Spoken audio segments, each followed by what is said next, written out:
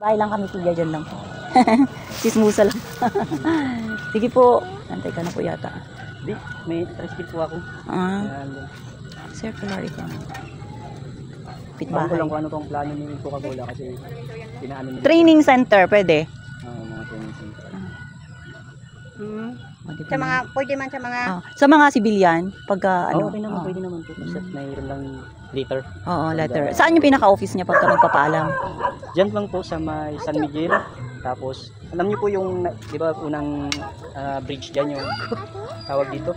Yung daanan na hangin. Yan ang unang... Oo, sa may malapit sa ano? Yung building na katapat yan sa baba, dyan lang po yan. Siyempre kailangan pagka gumamit ng area nito, mga permit galing kay barangay, mga Sa city, dadaan pa sa city. pwede naman po. Kasi yun na nga, pinapanatili yung kalinisan siya. Oo. Gumanda na oh. Model po kasi siya. Wow. Model siya ng ano, Model na. ano nila ng ayun, sa pagre-recycle. Kasi yan daw po, yari yan sa recyclable Oo. yan, ano na yan, board na. Galing pa po sa ibang bansa yan. Oo, kaya nga.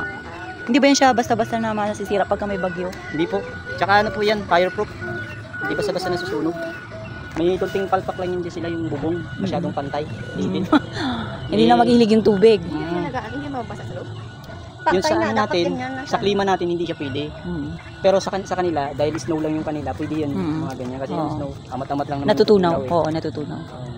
Eh yan sa atin, dito hindi man bagyo. Oo. Bagyo man sa atin. Nay. Bukas, baka sakali kong ano, baka pero I think pupunta naman siguro sa New York kasi Ay, teacher.